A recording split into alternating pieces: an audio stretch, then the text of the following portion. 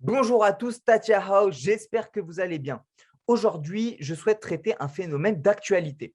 Il y a quelques jours, un porte-conteneur a perdu 109 conteneurs au large du Canada. Et ces conteneurs, techniquement, ils auraient pu être les vôtres. Et donc, il s'agit dans cette vidéo d'expliquer dans un premier temps ce genre d'aléas qui peuvent survenir de manière complètement inattendue. Et puis, il s'agit aussi de vous montrer comment éviter les impacts négatifs de ce genre d'événements complètement imprévisibles. Pour ceux qui ne me connaissent pas, je m'appelle Jean Perry, à la tête de SinoShipping et SinoSourcing depuis des années. J'ai accompagné des importateurs à travers le monde entier pour des importations, mais aussi pour des dossiers sourcing. J'ai également créé cette chaîne YouTube pour faciliter la compréhension du transport et du sourcing. Et pour ceux qui souhaitent aller encore plus loin, qui souhaitent se perfectionner dans ces disciplines opaques et qui souhaitent gagner leur vie en achetant des produits chinois avec un business import-export, je propose une formation unique en sourcing et en transport dont les détails seront en description de cette vidéo. Revenons-en maintenant à l'actualité, au sujet du jour. Vous le savez, le transport maritime, et puis le transport en général, les autres modes de transport, est ponctué d'une multitude d'événements imprévisibles, à l'image de celui que nous allons décrire aujourd'hui. Un porte-conteneur appelé le ZIM Kingston a perdu 109 conteneurs sur une totalité de 2000 conteneurs, donc 109 conteneurs au large du Canada, au large de l'île de Vancouver. La garde côtière canadienne avait dans un premier temps estimé une perte de 40 conteneurs à peu près, mais le nombre s'est avéré de 109. Donc, le navire, en fait, ce qui s'est passé, il a pris feu lors du transit et il transportait 52 tonnes de produits chimiques qui sont tous finis tombés à l'eau. Alors maintenant, vous allez vous demander quelle est la cause de tels événements.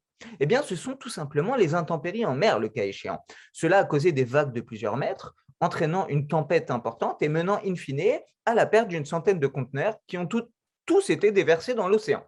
En effet, lors d'une tempête, vous savez que le bateau peut tanguer et forcément, les conteneurs peuvent être éjectés en pleine mer, tout simplement. Alors, la bonne nouvelle, c'est que personne n'a été touché. Aucun membre de l'équipage n'a été touché, malgré la forte toxicité des fumées qui émanaient des conteneurs en feu. Pour la majorité de ces 109 conteneurs, ils se trouvent toujours quelque part, perdus dans les eaux du Pacifique. Alors, certains d'entre eux ont pu être retrouvés, mais les autres sont toujours quelque part au milieu de l'océan ou alors quelque part échoués au large. Alors, ce qu'il faut noter, c'est que les autorités canadiennes n'en restent pas là. Étant donné la dangerosité des marchandises transportées, elles rassemblent toutes les forces nécessaires pour retrouver leurs traces et ainsi pouvoir mesurer l'impact d'un tel événement. Alors maintenant, la question que vous allez vous poser, c'est quelles sont les conséquences de telles situations, de tels événements. Alors, comme évoqué précédemment, ce porte-conteneur transportait des produits chimiques, ce qui nous amène dans un premier temps à nous poser des questions sur les conséquences environnementales. Par exemple, il y avait du potassium, la mixanthate de potassium, qui était un produit chimique transporté et qui est un produit chimique transporté dans les mines. Alors, ce produit qui a été déversé en pleine mer a été déversé donc en pleine mer. La bonne nouvelle, c'est qu'il est assez soluble, donc il n'aura que peu d'impact en fait selon les autorités, mais c'est encore un peu trop tôt pour qu'on puisse mesurer l'impact exact. Donc, ce qu'il faut aussi noter, c'est que les autorités canadiennes ont réalisé des enquêtes d'inspection aérienne et aucun des tests n'a montré de taux de contamination qui présente un risque pour la santé publique. Donc ça, c'est plutôt un bon point. Mais maintenant, comme vous le savez, ces conteneurs transportaient aussi donc, des marchandises destinées à des importateurs comme vous.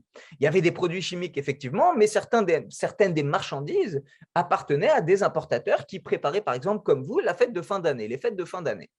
Donc, pour tous ceux d'entre vous qui sont importateurs, vous savez que la période actuelle est pour le moins délicate. Vous avez des fêtes de fin d'année qui s'approchent, mais malgré ça, vous avez des disponibilités limitées en termes d'équipement logistique, en termes de conteneurs, en termes de place à bord des navires pour importer. Et puis, en plus de ça, vous avez une rupture de certaines matières premières en Chine, avec des pannes d'électricité, des pénuries de charbon dans tout le pays. J'en ai parlé dans d'autres vidéos. Donc, tout ce phénomène de disponibilité limitée des équipements logistiques, etc., est valable en Chine, mais partout ailleurs aussi. Et pourquoi je dis ça? Je dis ça parce que ces conteneurs auraient pu être les vôtres. Et la question qu'on est amené à se poser, le cas échéant, c'est quelles auraient été les conséquences pour vous en tant qu'importateur faisant face à de tels événements, à de tels aléas.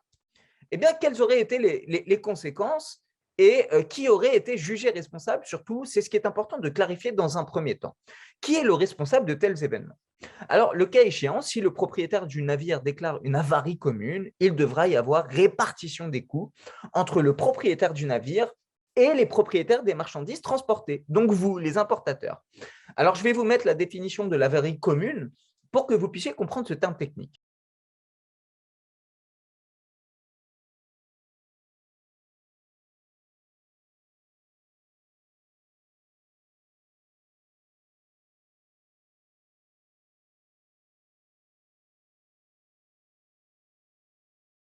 Mais certains d'entre vous ne peuvent pas se permettre de prendre de tels risques. Vous importez parfois des marchandises à très haute valeur ajoutée et de telles pertes financières auraient des conséquences beaucoup trop lourdes pour vous.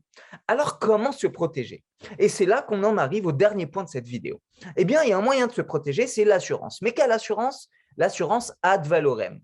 Comme son nom l'indique, cette assurance tend à vous couvrir pour toute perte en fonction de la valeur de vos marchandises. C'est primordial pour vous en tant qu'importateur de connaître ces termes lorsque vous importez. Sinon, comme en témoigne cet événement, vous pourrez encourir des risques irréversibles. Et pour cela, je vais même vous montrer comment calculer le prix d'une assurance ad valorem au centime près pour que vous puissiez prendre connaissance de cette couverture que vous pourriez envisager lors de vos prochaines importations. Et puis surtout, vous pourrez ainsi prendre connaissance du mode de calcul au centime près de ces assurances et que vous arrêtiez de vous faire pigeonner, désolé de vous parler comme ça, mais de vous faire pigeonner par une multitude de transitaires ou de pseudo-transitaires qui se donnent un malin plaisir à facturer de manière malhonnête les importateurs qui ne connaissent rien au transport. Alors, je vais vous montrer comment calculer cette assurance ad valorem et comment vérifier que votre transporteur ne vous raconte pas n'importe quoi, ce qui vous permettra de mieux faire le choix concernant vos partenaires logistiques. Alors, pour le calcul, je vous invite à me suivre sur mon écran. Bien, comme convenu à l'instant, je vais vous montrer rapidement comment calculer de manière complètement indépendante le coût d'une assurance ad valorem, donc qui vous rembourse sur la totalité, sur la valeur des marchandises plutôt. Alors, pour calculer cette assurance, il y a besoin de très peu de données. On va faire valeur marchandise, okay, valeur transport, et le résultat de ça doit être majoré de 10%. Et après, on aura ici assurance ad valorem. Okay, et donc, je vais vous montrer comment calculer le coût d'une assurance ad valorem. Donc, partons du principe que ici, le coût de la valeur des marchandises, on ne va pas se compliquer, elle est de 1 000 euros. Okay, donc, marchandises 1 000 euros et transport 500 euros. C'est purement hypothétique et c'est loin de la réalité, surtout avec le contexte actuel. Mais au moins, vous aurez la formule et vous pourrez reprendre cette formule pour calculer ça de votre côté quand vous le souhaitez. Donc là, ici, on a 1500, OK. Donc, on a la valeur des marchandises plus la valeur du transport, majorée de 10%, d'accord? Donc, 1500 fois 1,1. On est d'accord. Vous me suivez? Hop, oh là là, j'ai oublié le égal. OK. Donc, vous me suivez jusque-là, ce qui nous donne un résultat de 1650 euros. Partons du principe que ce sont des euros. Et maintenant, comment faire pour calculer cette assurance ad valorem? Il n'y a rien de plus simple. Vous prenez tout simplement ce résultat fois 0,45%, tout simplement. Et ça nous fait 7,425. Alors, vous allez vous dire, le montant n'est pas très onéreux.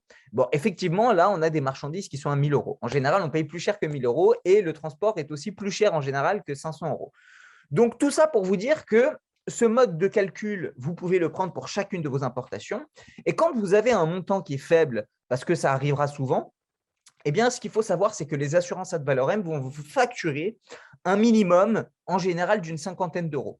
Donc, ce minimum, bon, voilà, vous n'allez pas non plus payer très cher et c'est d'autant plus judicieux d'assurer la valeur de vos marchandises parce que dans certains cas de figure, comme on vient de le voir dans cette vidéo, vous pouvez faire face à des aléas dont les conséquences seraient lourdes d'un point de vue financier, entre autres. Donc, moi, ce que je vous conseille, c'est de toujours assurer vos marchandises, surtout pour ceux d'entre vous qui transportent des marchandises à haute valeur ajoutée. Et puis, prenez note, inculquez, imprégnez-vous plutôt de ce calcul, de ce mode de calcul, parce qu'il y a encore trop d'importateurs qui se font pigeonner, désolé de parler comme ça, mais qui se font pigeonner par des pseudo-transporteurs ou des pseudo-transitaires qui profite tout simplement de la naïveté de certains importateurs encore trop novices dans ce domaine. Donc voilà, c'était simplement pour vous montrer le mode de calcul. Prenez cette formule, appliquez-la sur tous vos transports et arrêtez de vous faire surfacturer par des transitaires parfois malhonnêtes. Donc, en guise de rappel, pour tous ceux que ça intéresse, je propose une formation unique qui détaille toute la méthodologie requise lorsque vous sourcez et lorsque vous importez depuis la Chine. Vous aurez en plus de ça l'ouverture de mon réseau où je dévoile tous mes contacts cultivés depuis 10 ans, ce qui vous permettra de passer par les meilleurs transitaires, les meilleurs agents sourcing si vous en avez besoin, les meilleurs agents d'audit, de contrôle qualité, donc tous les partenaires dont vous avez besoin pour votre projet. Ce programme tend à vous perfectionner sur l'approvisionnement, sur le sourcing et sur le transport depuis la Chine. Vous aurez tous les détails de cette formation dans la description de cette vidéo et je vous rappelle aussi que nous sommes éligibles au CPF pour tous les citoyens français. Voilà. J'espère que cette vidéo vous a plu. Je vous remercie pour votre temps. N'hésitez pas à liker, à commenter et à vous abonner si ce n'est pas encore fait. En tout cas, je vous remercie encore une fois pour votre temps, pour votre fidélité, pour ceux d'entre vous qui me suivent. Et je vous dis à très bientôt pour de nouvelles vidéos. 再见